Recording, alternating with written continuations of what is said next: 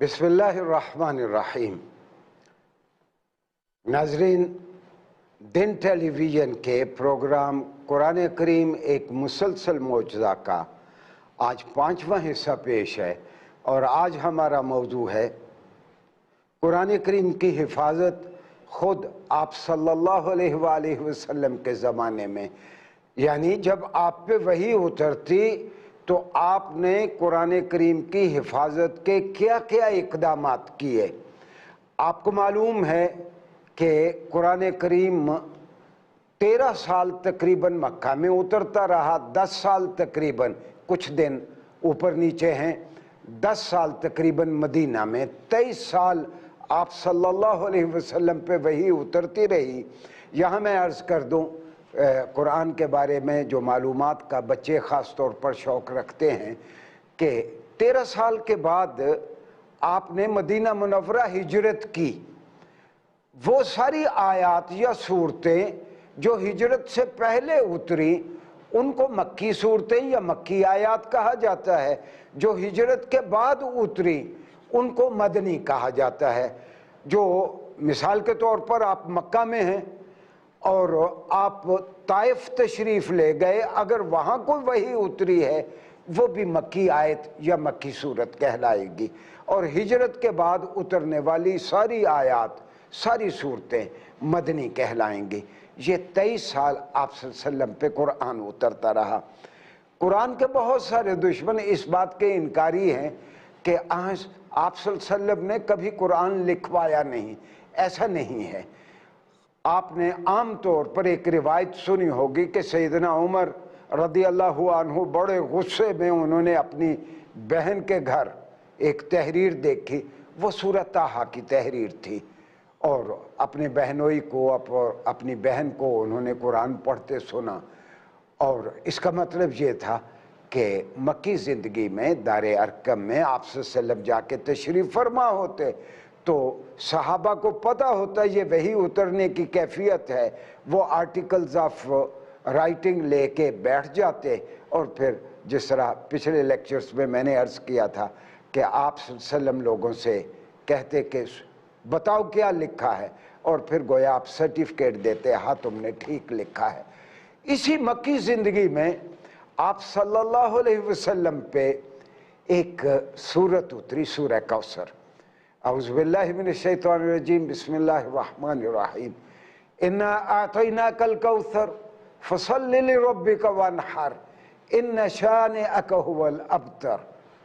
अच्छा, इसका अदबी आहंग इतना खूबसूरत है कि इसका कोई अरब मुकाबला नहीं कर सकता था। और अरबों का कायदा ये था कि जिसको वो 4 हुर्मत वाले महीने कहते थे, उन 4 महीनों में अरब आपस में लड़ते नहीं थे। यानी कई उनकी जंगें जो 27-27 साल, 40-40 साल अरबों के मुख्तलिफ कबाइल में जंगें रहीं, इन 4 महीनों में वो हाथ रोक लेते। मसलन अगर जंग के दौरान किसी बद्दू ने मुहर्रम का चांद देखा तो वो तलवार रोक लेता था, वो फिर दुश्मन पे हमला नहीं करता था। 4 महीनों के लिए अरब आपस में नहीं लड़ते थे। उनके वहाँ अदबी मेले ठेले होते, शायर अपना कलाम पेश करते, जिसका कलाम सबसे बेहतर होता उसको रिकग्निशन के तौर पर, इज़्ज़त के तौर पर उसको आके फिर ग़िलाफ़ काबा के साथ लटका दिया जाता। इस वक्त भी हमारे पास 14-15 के करीब मुअल्लक़ात हैं, ऐसे कसाइद हैं अरबों के जो ग़िलाफ़ काबा के साथ लटकाए गए। आज भी हमारे दीनी मदारिस में उनमें से 7 मुअल्लक़ात, 7 ऐसे कसाइद पढ़ाए जाते हैं। इसी अदबियत की इस मेयार को मद्देनज़र रखते हुए आप सल्लल्लाहु अलैहि वसल्लम ने ये सोचा کہ انا اعطینا کل کوثر، یہ کوثر صورت اتری ہے، آپ نے ایک صحابی سے کہا کہ اس کو لکھ کے تم خانہ کعبہ کے غلاف کے ساتھ تم وہاں اس کو آویزاں کر دو۔ اس نے آویزاں کر دی جا کے صحابی نے۔ تو غالباً میں شاعر کا نام میں اگر بھول نہیں رہا تو وہ لبید بن ربیعہ تھے غالباً، یا کوئی اور ہوں گے، ایک جلیل القدر زمانہ جاہلیت کے شاعر۔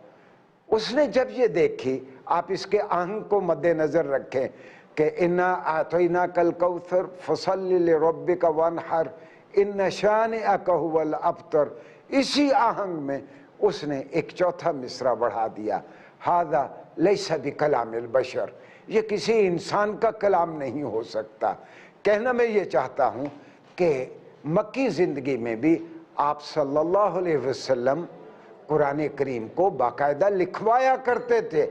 اچھا، جب مدینہ میں آ گئے، مدینہ میں تو مسجد نبوی کے ساتھ ایک جگہ ہے جس کو آج بھی ہم صفہ کہتے ہیں۔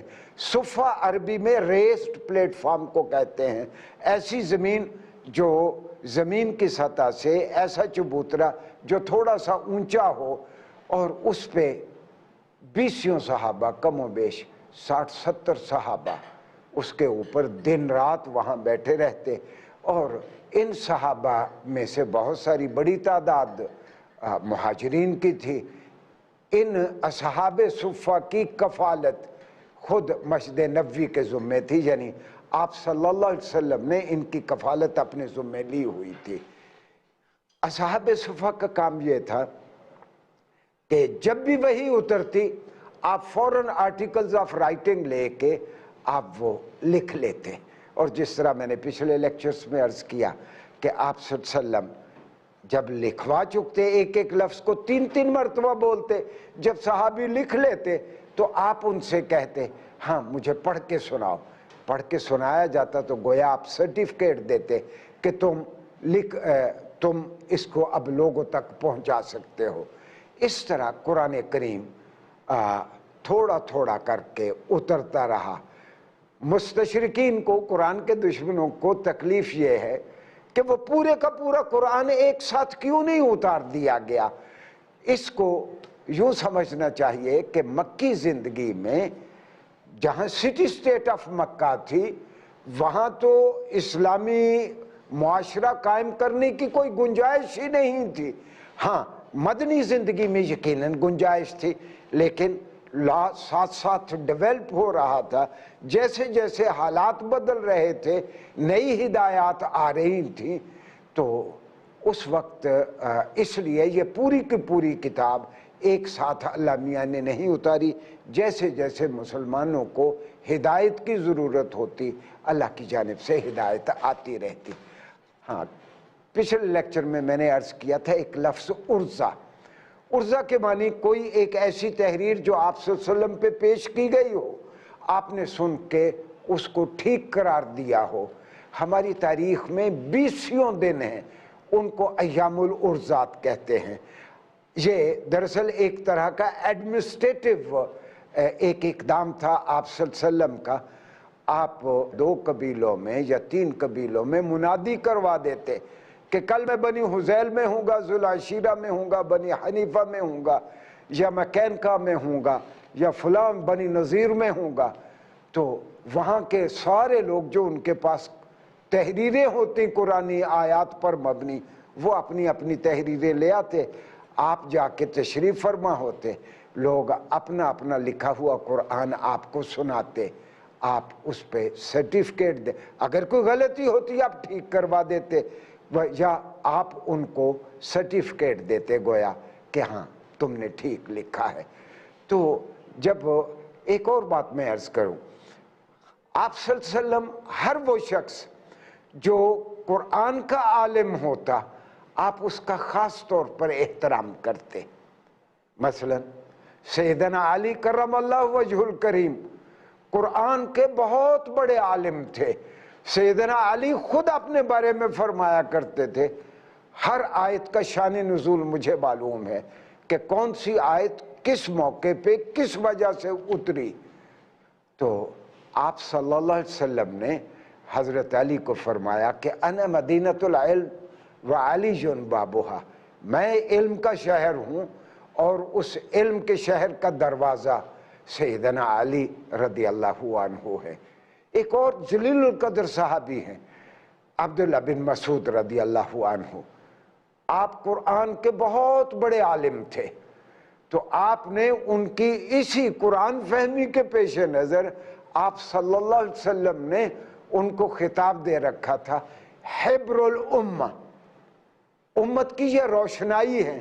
حبر کے معنی ہے انک، INK، انک جسے انگریزی میں آپ اور اردو میں آپ روشنائی کہتے ہیں، کہ حبر الامہ یہ میری امت کی روشنائی ہے، یعنی گویا میرے علم کو امت تک پہنچانے کا بہت بڑا ذریعہ ہے۔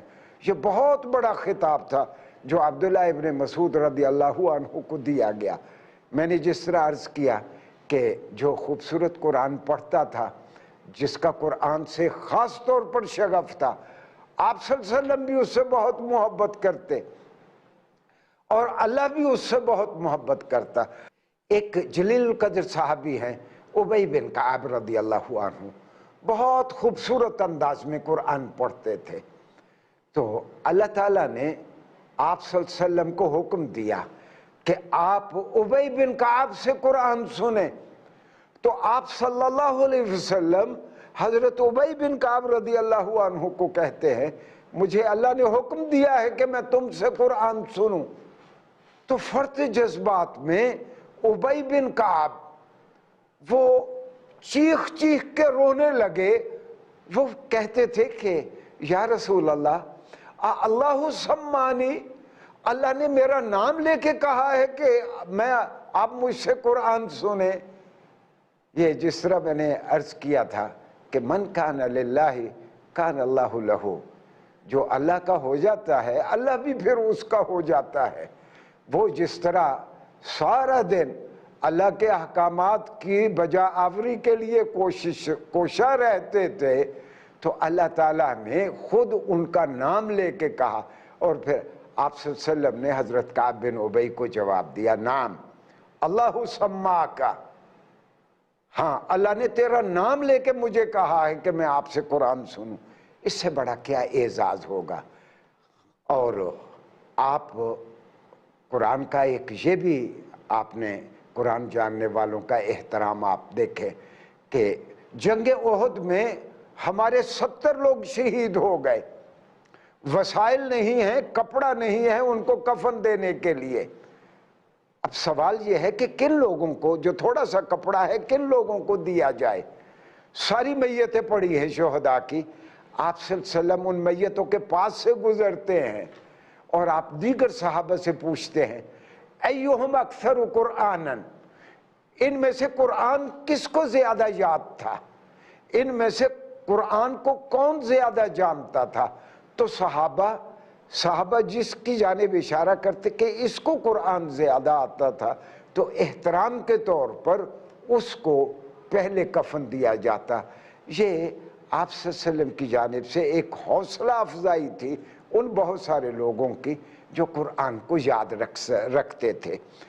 ایک ایڈمنسٹریٹو اقدام بھی آپ نے بہت سارے کیے، جس طرح میں نے عرض کیا کہ ایام العرضات میں مختلف قبائل میں منادی کروا دی جاتی، اسی طرح آپ صلی اللہ علیہ وسلم کا حکم ہے، اور آپ کا یہ حکم حدیث کی بہت ساری کتابوں نے، حیثمی نے مجموع الزوائد میں، طبرانی نے موجم میں، بخاری نے صحیح میں، اور بھی حدیث کی کئی کتابوں میں آپ صلی اللہ علیہ وسلم کا حکم ہے، اور یہ یقیناً موقت حکم تھا۔ It was for the time being. آپ نے سارے صحابہ کو منع کر رکھا تھا کہ اگر آپ کے پاس قرآن کی کوئی تحریر ہو، لکھی ہوئی کچھ آیات ہوں، تو آپ عرض العدو کی جانب، کسی قبیلے کے ساتھ دشمنی ہے، وہ مسلمانوں کا دشمن ہے، جو مسلمان ان کے ہاتھ آئے اس کو وہ شہید کر دیتے ہیں، تو عرض العدو کی طرف آپ لکھا ہوا قرآن لے کے نہ جائیں۔ یہ دراصل آپ صلی اللہ علیہ وسلم اہتمام فرما رہے ہیں، اگر کسی کے پاس لکھی ہوئی آیت ہے وہ کہیں ضائع نہ ہو جائے۔ اس کی جانب ایک اور میں اشارہ کروں، آپ صلی اللہ علیہ وسلم فرمایا کرتے تھے صحابہ کو قرآن پڑھنا تو بہت اچھا ہے، لیکن اگر کوئی دیکھ کے قرآن پڑھتا ہے، لکھی ہوئی آیات دیکھ کے قرآن پڑھتا ہے، تو اس کو 2000 گنا زیادہ ثواب ہوگا۔ دراصل اس کا مفہوم بھی یہی ہے کہ جب میں لکھا ہوا پڑھتا ہوں اور مجھ کو ویسے بھی آیات یاد ہے، تو پھر اس کا مطلب یہ ہے کہ اگر میری تحریر میں کہیں کوئی غلطی رہ گئی ہے، میں اس کو ٹھیک کر سکتا ہوں۔ اس کو آپ صلی اللہ علیہ وسلم صحابہ کو فرماتے ہیں کہ جو دیکھ کے قرآن پڑھے گا اس کو 2000 گنا زیادہ ثواب ہوگا۔ یہ دراصل مختلف طریقے آپ نے اختیار فرمائے قرآن کریم کی حفاظت کے۔ ناظرین گرامی، آپ دنیا سے تشریف لے گئے، لیکن آپ کے وصال سے پہلے جس طرح میں نے عرض کیا کہ پچھلے لیکچر میں کہ آپ نے سیدہ عائشہ رضی اللہ عنہا سے کہا کہ وقت اجل قریب ہے، اس مرتبہ مجھے کہا گیا ہے، مجھے جبرائیل نے کہا ہے کہ آخری رمضان کی یہ بات ہے کہ آپ مجھے 2 مرتبہ میں آپ کو قرآن سناؤں گا، 2 مرتبہ آپ مجھے، یعنی 2 مرتبہ دور کریں گے۔ ہاں میں بھول نہ جاؤں، یہ روزے ہم پہ فرض ہوئے 2 رمضان کو، یعنی ہجرت کے دوسرے سال، گویا کہ آپ کے وصال سے 9-10 سال پہلے روزے فرض ہوئے۔ آپ صلی اللہ علیہ وسلم رات کے کسی پہر اٹھتے اور آپ اس وقت تک کا اترا ہوا قرآن تراویح میں پڑھتے، اس وقت تک کا اترا ہوا قرآن آپ تراویح میں پڑھتے۔ میں نے ایک اور بات عرض کی تھی کہ کبھی کبھی آپ مسجد نبوی کے صحن میں آ بیٹھتے، صحابہ بھی اکٹھے ہو جاتے۔ اور ایک اور بات میں عرض کر دوں، آپ صلی اللہ علیہ وسلم اور صحابہ کا جو شغف تھا قرآن کے ساتھ وہ بہت مختلف تھا۔ ہمارے پاس روایات میں ہیں، اور خاص طور پر مصطفیٰ اعظمی ایک ہندوستان کے بہت بڑے عالم ہیں، انہوں نے بڑا کام کیا اس موضوع پہ۔ انہوں نے ہمیں 25 لوگوں کے نام دیے ہیں کہ جو آپ صلی اللہ علیہ وسلم کے وصال کے وقت جنہیں پورے کا پورا قرآن یاد تھا۔ ان میں ایک خاتون بھی تھی، حضرت ام ورقہ، اور باقی بہت سارے صحابہ جو تھے، اور بھی 20 لوگوں کو قرآن یاد ہوگا، اور بھی اکثر صحابہ، کسی کو 3/4 قرآن یاد ہے، کسی کو 1/4 قرآن یاد ہے، کسی کو 2/3 قرآن یاد ہے۔ یہ آج کی طرح نہیں تھا۔ مثلا میری دادی یا میری نانی مجھے نماز سکھاتی ہے تو وہ مجھے نماز میں یہی سکھاتی ہے کہ پہلے سبحانک اللہ پڑھنی ہے، پھر الحمدللہ، پھر قل هو اللہ۔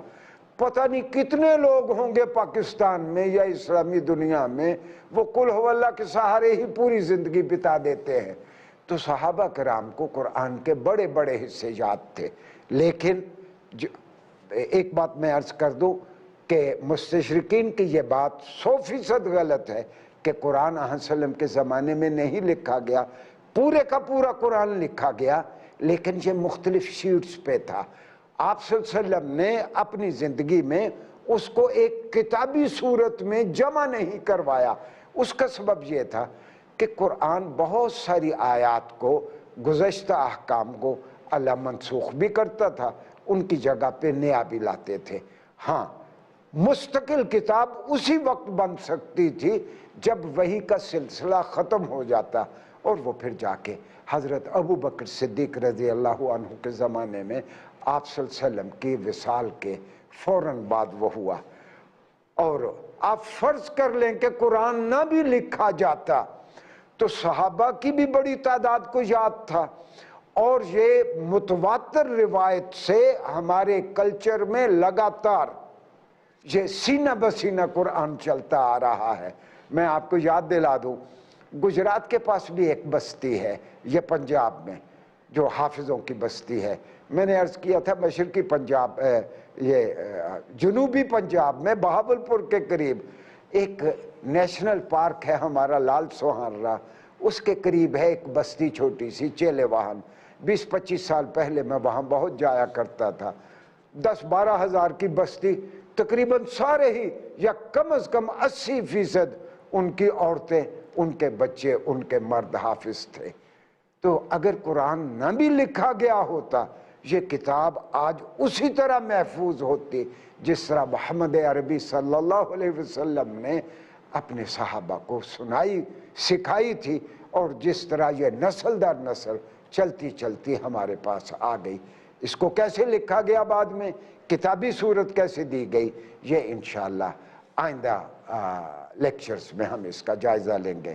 ناظرین گرامی، قرآن کا ایک اور امتیاز ہے، وہ یہ کہ آپ صلی اللہ علیہ وسلم سے پہلے جتنے انبیاء آتے تھے وہ تو کسی ایک خاص قوم کی جانب، بڑے قبیلے کی جانب، ایک علاقے کی جانب آتے تھے۔ آپ صلی اللہ علیہ وسلم کو اللہ تعالیٰ نے کافۃ للناس، ساری دنیا کے لیے بھیجا، اور جس طرح قرآن نے خود کہا وَمَا أَرْسَلْنَا مِن رَّسُولٍ إِلَّا بِلِسَانِ قَوْمِهِ لِيُبَيِّنَ، ہم نے جتنے انبیاء کو بھیجا وہ اس کی قوموں کی زبان میں بھیجا۔ اگر بر صغیر پاک و ہند میں کوئی نبی آیا ہوگا، یا یقیناً نبی آئے ہوں گے، یا مشرق بعید میں کوئی نبی آیا ہوگا، تو وہ اپنے علاقے کی زبان، کیونکہ نبی نے لوگوں کو ایک خدا شناس معاشرہ بنانے کی تعلیمات دینی ہے، تو ہر نبی اپنی اپنی زبان میں لوگوں سے ہم کلام ہوتا تھا، لیکن ایک عالمگیر پیغام کے لیے بھی تو ایک زبان چاہیے تھی، تو وہ عربی زبان میں اللہ تعالیٰ نے اپنے آخری پیغام کو اللہ تعالیٰ نے بھیجا۔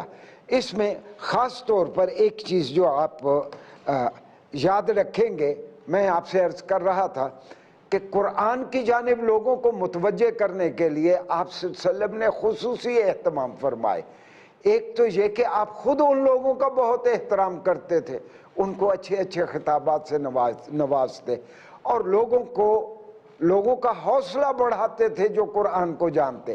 دوسرا، آپ صلی اللہ علیہ وسلم لوگوں سے کہا کرتے تھے خیرکم من تعلم القرآن وعلمہ، بھئی تم میں سے بہتر وہ لوگ ہیں جو خود بھی قرآن کو سیکھیں اور پھر آگے بھی لوگوں کو سکھائیں۔ گویا آپ صلی اللہ علیہ وسلم لوگوں کی درجہ بندی یہ کر رہے ہیں، تم میں سے بہتر وہ ہیں کہ جو قرآن کو خود بھی سیکھتے ہیں اور لوگوں کو بھی سکھاتے ہیں۔ اور بھی بہت ساری روایات میں ہے کہ اللہ میاں جس کو روز حشر شفاعت کا حق دے گا، آپ صلی اللہ علیہ وسلم شفیع المذنبین ہیں، ہماری شفاعت فرمائیں گے انشاءاللہ، اسی طرح قرآن کو بھی شفاعت کا حق ہوگا۔ اور یہ رمضان کے مہینے میں، رمضان کے بارے میں قرآن اللہ کو شفاعت کرتے ہوئے کہے گا اے اللہ اس کو بخش دو، میں نے اس کو کھانے پینے سے یہ ساری رات سوتا نہیں تھا، مجھے پڑھتا رہتا تھا، کھڑے ہو کے تراویح میں مجھ کو سنتا تھا، میں نے اس کو نیند سے روک کے رکھا۔ تو یہ قرآن کریم اللہ کے حضور ہماری شفاعت کرے گا۔ اور بھی روایات ہیں کہ جب ہم خبر میں جائیں گے تو منکر نکیر آئیں گے سوالات پوچھنے کے لیے، تو وہاں ایک خوبصورت شخصیت جلوہ گر ہوگی، وہ منکر نکیر سے کہے گی پوچھو جو پوچھنا ہے، وہ پوچھ کے منکر نکیر چلے جائیں گے، پھر وہ میت سے کہے گا تم پوری زندگی میری حفاظت کرتے رہے، مجھے پڑھتے رہے، میرا دفاع کرتے رہے، تم اب آرام کرو، جب اللہ کے سامنے تم حساب کے لیے پیش ہوگے اس دن میں پھر وہاں آؤں گا، اور اللہ کے حضور جس طرح آپ صلی اللہ علیہ وسلم ہماری شفاعت فرمائیں گے، اسی طرح قرآن کی خدمت کرنے والوں کی شفاعت قرآن کریم اللہ کے حضور یوم جزا کو ہماری سفارش کرے گا۔ ناظرین، اگلے پروگرام میں ہم قرآن سے متعلق اور موضوع پہ انشاءاللہ اس کو زیر بحث لائیں گے۔ والسلام علیکم ورحمۃ اللہ۔